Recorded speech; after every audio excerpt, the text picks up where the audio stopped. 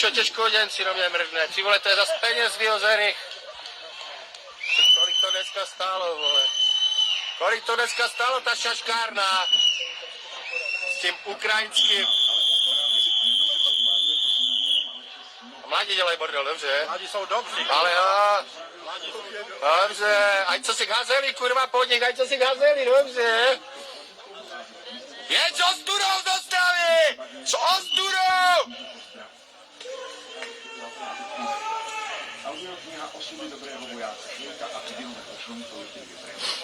A něco se stalo, ty vole, tam? Jo, zablokovali ho! Zablokovali ho!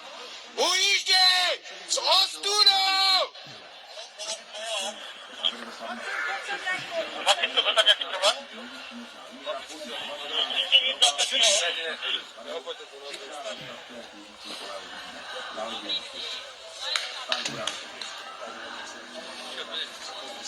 Čo, kvůli Fiali, ty vole.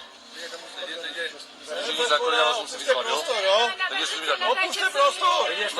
Jakože nemutujete, já vám nerozumím. Jménem zákona opušte prostor, podle paragrafu 4. Špatně mluvíte, já vám nerozumím, pane. Já vám nerozumím, špatně mluvíte a prskáte po mně, neprskejte po mně.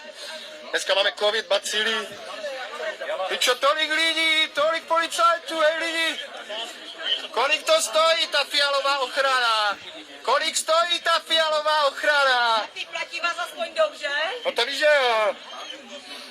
Na jednoho člověka 20 policajtů, styďte se. Styďte se. Máte zavřít Fialu a ne nám tady dělat problémy. Fiala je zloděj a lhář. Co udělal? Na Fialu nemáte koule ho zavřít. Ani jeden z vás, co tu stojíte. Co udělal?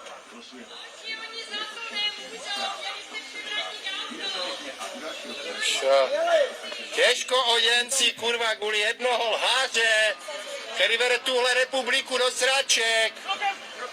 Kolik to stojí tady tihle? Co to je, jak jsem tady říkal? Kokotě, on to udělal. Ale oni potřebují někoho potrestat. Oni potřebují. Běžte zavřít Fialu, na to nemáte ani jeden z vás koule. Ani jeden z vás na to nemáte koule. On jenom běžel. On běžel a za ním jsem tajnej prostě. Ale to nevysvětlíš, oni to potřebují. Máte děcka? Hej, máte děcka? Tak až se vás děcka zeptají, proč je to tu tak v píči, tak řekněte, že jste to podporovali. Postraničtí voz jako vzpomínka na legendárního kameramana Vladimíra.